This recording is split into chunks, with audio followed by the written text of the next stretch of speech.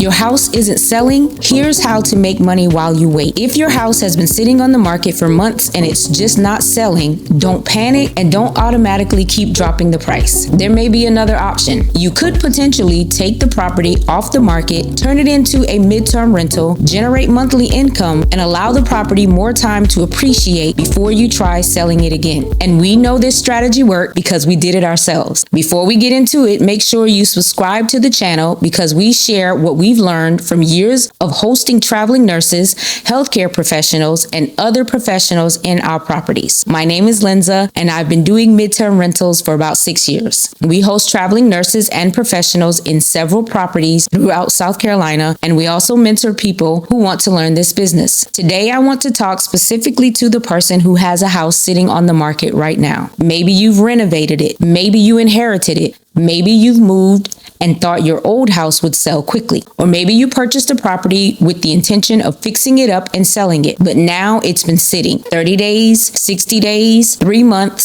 6 months, and every month that property sits there, you're still responsible for it. You may have a mortgage, insurance, taxes, utilities, landscaping, maintenance, and now you're asking yourself, how long am I supposed to keep paying for a house that isn't making me any money? Several years ago, we had a house that we fixed up with the intention of selling it. We put the house on the market and we waited. And waited and waited. It ended up sitting on the market for somewhere around 6 to 8 months. When a house doesn't sell, one of the first things people start thinking is, should we lower the price? Then you lower it, and sometimes people want to lower it again. Before you know it, you're considering selling the property for significantly less than what you originally planned. We didn't want to do that. So eventually we said, let's take the house off the market. But here's the important part. We didn't want the house just sitting there either. If we're going to hold on to this property, we want it to produce income while we're holding it. And that's when our experience with midterm rentals became extremely valuable because we were already hosting traveling nurses, healthcare professionals, and other professionals. We understood that there was another group of people looking for housing. They weren't necessarily looking for a house to purchase, and they weren't looking for a hotel for a weekend. They needed somewhere to live temporarily, maybe 3 months, maybe 6 months, sometimes longer. And they wanted something furnished. Our house was already mostly furnished, so we didn't have to start completely from scratch. We added a few things to make the property comfortable and functional, and then we positioned it toward the type of people we were already accustomed to hosting. And that's when things changed. Instead of waiting for somebody to buy the house, we found somebody who wanted to rent it. We ended up renting the property to a group of professionals from North Dakota. And they didn't stay for 3 nights. They didn't stay for a week. They stayed for almost 6 months. Think about that. This property that had been sitting on the market was now generating income every month. Then when the group finished their stay, we had another business professional come in. They rented the property for another 6 months. So instead of having this house sit vacant for another year while we hoped somebody would purchase it, the property was producing income. And at the same time, we still own the asset. That's the part I really want you to understand. The property was producing income while we were holding on to it. And while we were holding it, we had the opportunity to benefit if the property increased in value. Of course, appreciation isn't guaranteed. Real estate markets can go up and down, but we weren't being forced to make a decision simply because the property wasn't selling at that particular moment. We had bought ourselves something extremely valuable: time. Sometimes you don't need to sell right now. Sometimes the problem isn't necessarily your house. It could be the timing. Maybe interest rates are affecting buyers. Maybe there are more houses available in your area. Maybe buyers are being more cautious. Maybe the offer you're getting today isn't the offer you believe makes sense for you.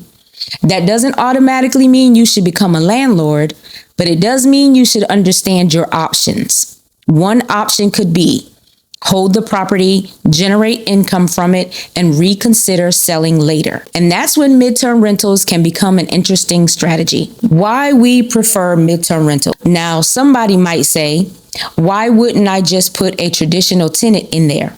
You could. Or why wouldn't I just make it a short-term rental? You could consider that too. But those models have different responsibilities, regulations, risks, and levels of involvement. For us, midterm rentals became a good middle ground. We didn't want people checking in and checking out every couple of days.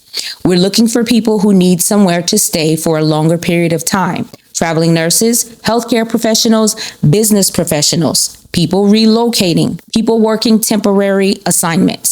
And depending on the situation, they may need housing for several months. That's very different from preparing a house every weekend for another guest. But there's something important you have to understand. You can't just put anybody in your property. Screening is important. One of the biggest parts of our system is vetting and screening. You're still dealing with the valuable asset. So before someone moves into our property, we want to know who we're dealing with, why they are coming to the area, where are they working, how long do they need the property, can they afford the rent, are they a good fit for this particular property. You need a system. This isn't somebody messaged me on the internet, so here's the door code. No, you want to properly screen your tenants, use appropriate agreements, understand your local landlord-tenant laws, and make sure you're operating correctly. Because the goal isn't just getting somebody in the house. The goal is getting the right person into the house. And this is really why I wanted to make this video. If your house isn't selling, I don't want you to automatically assume that your only option is to keep reducing your price until somebody finally buys it. Run your numbers first. Let's say you're carrying a property every month and it's costing you money. Ask yourself, could this property work as a midterm rental? Is it near a hospital, university, major employer, construction project, corporate center, military installation, or another area where people regularly travel for work? Would professionals want to stay in this neighborhood for several months? And most importantly, what could the property realistically rent for? Because you still have to run the numbers. If your mortgage, utilities, insurance, taxes, maintenance, and other expenses are more than the realistic rental income, this strategy might not make sense. But if the numbers work, now you may have another option. The house can work while you wait. That's what happened for us. We went from why isn't this house selling to how can we make this house work for us while we own it. That's a completely different mindset. We already had the property. We already put money into the property. We had already renovated it. We had already furnished most of it. So rather than letting it sit there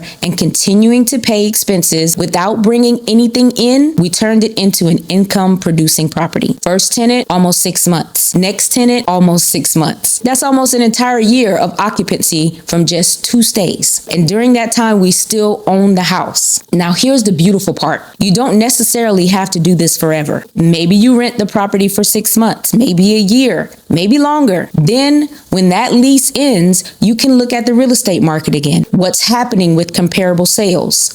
What are interest rate doing? What's your property worth now? Does it make sense to continue renting? Or does it make sense to put it back on the market? You weren't necessarily sitting there with a completely vacant property month after month. You created another potential income stream while waiting for your next move. And that's strategy. If your house isn't selling, maybe the answer isn't immediately lowering the price. Maybe you need to look at whether the property can temporarily become an income producing asset. That's exactly what we did. And that one decision gave us another option when the market wasn't giving us the results we wanted. So before you panic about that house sitting on the market, run the numbers and look at the midterm rental opportunity in your area. Your house may not be selling today, but that doesn't necessarily mean it can't make you money while you wait. If you want to learn more about how we host traveling nurses and professionals, how we find potential tenants, how we screen them, and how we've built our midterm rental system, subscribe to the channel.